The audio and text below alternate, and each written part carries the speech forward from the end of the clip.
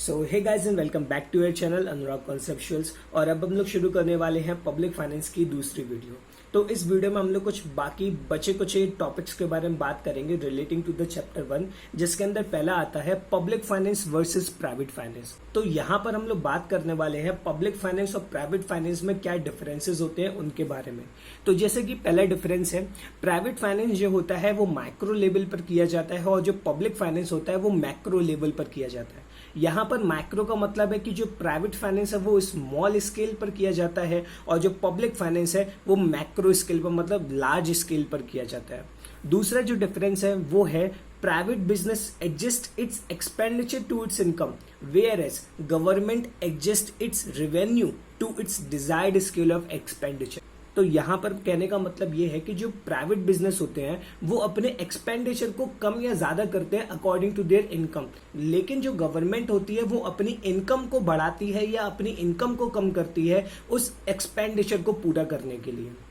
इसको एक एग्जाम्पल से समझते हैं। फॉर एग्जाम्पल गवर्नमेंट के सामने ये उनका प्रोजेक्ट है कि उन्हें एजुकेशन में 5 लाख करोड़ रुपए लगाने हैं, लेकिन अभी उनके पास इतनी रेवेन्यू नहीं है, तो वो क्या करेंगे, अपनी रेवेन्यू को इंक्रीज करेंगे। लेकिन प्राइवेट बिजनेस ऐसा नहीं कर पाते हैं, वो अपने एक्सपेंडिचर को कम या ज्यादा कर देते हैं। Clear. Next is taxing power is not available in public finance, where is taxing power is available for public finance. जो प्राइवेट एंटरप्राइजेस होते हैं वो टैक्स नहीं लगा सकते, हमसे किसी भी तरीके का टैक्स वसूल नहीं सकते, लेकिन जो गवर्नमेंट है वो हमसे टैक्स भी लगा सकती है, हम पे टैक्स वसूल भी सकती है और उसको यूटिलाइज भी कर सकती है in the general welfare. Clear. Next is sources of income and expenditure are limited, whereas sources of income and expenditure are comparatively more. तो जो प्राइवेट फाइनेंस है उसके अंदर जो सोर्स ऑफ इनकम है और जो उनके खर्चे हैं वो बहुत ही कम होते हैं, लिमिटेड होते हैं। लेकिन जो पब्लिक फाइनेंस है, जो हमारा गवर्नमेंट फाइनेंस है, उसकी जो सोर्स ऑफ रेवेन्यू है और जो उसके एक्सपेंडिचर है वो बहुत ज्यादा होते हैं।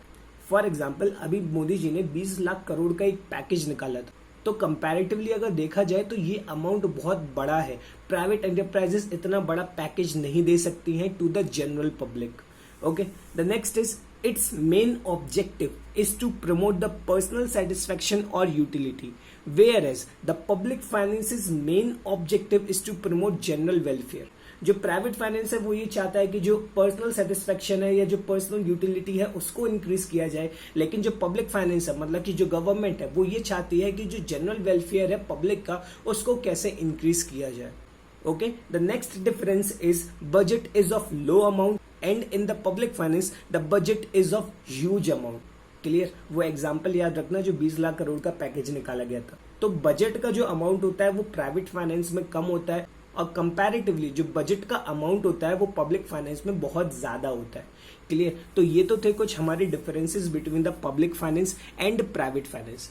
अभी हम लोग बात करने वाले हैं न्यू पब्लिक फाइनेंस के बारे में।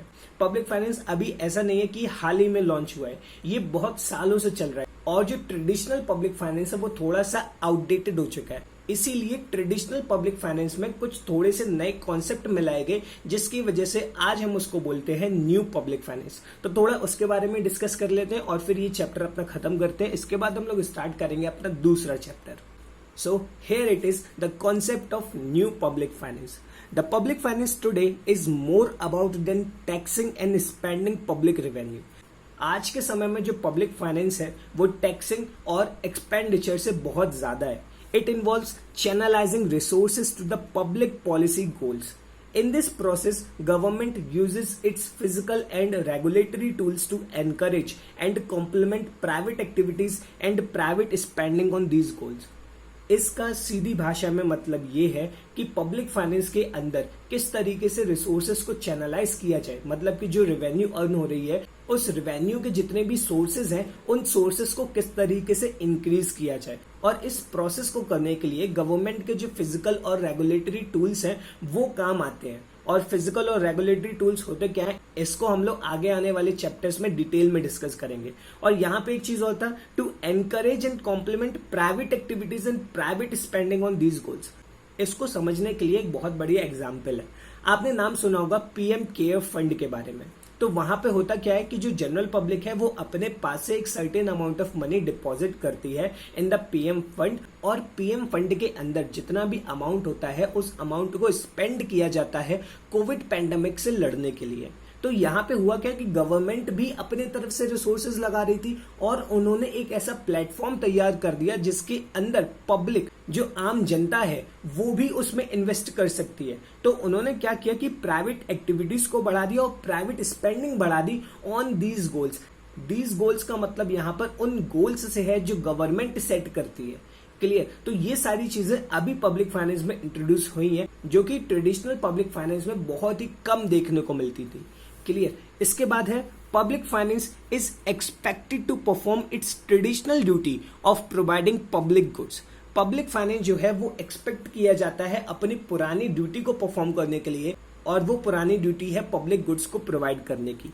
But the global issues of today's public finance is, however, to provide the global public goods. यहाँ पर समझ लेना ग्लोबल पब्लिक गुड्स का क्या मतलब होता है। Goods whose benefits and cost are strongly universal across country, people and generation. मतलब कि वो गुड्स, वो सामान जिसका बेनिफिट या जिसका कॉस्ट यूनिवर्सल हो ऑल ओवर द कंट्रीज।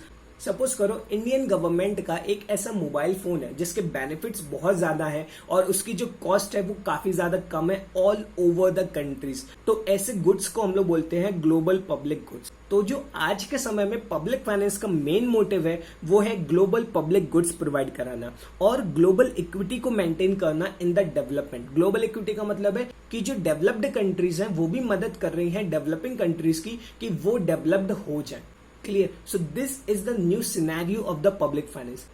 जो ट्रेडिशनल पब्लिक फाइनेंस है उसका मेन मोटिव था सिर्फ पब्लिक गुड्स को प्रोवाइड करना, लेकिन जो आज के समय का पब्लिक फाइनेंस है उसका मेन मोटिव है ग्लोबल पब्लिक गुड्स को प्रोवाइड कराना। क्लियर? सो आई होप आप लोगों को ये concept of new public finance अच्छे से समझ में आ गया होगा। So that's all about this video. I hope आप लोगों को ये वीडियो अच्छी लगी हो। अगर वीडियो अच्छी लगी हो तो लाइक कर देना, चैनल को सब्सक्राइब कर देना, और मैं मिलता हूं आप लोगों से नेक्स्ट वीडियो में। तब तक के लिए bye bye and take care.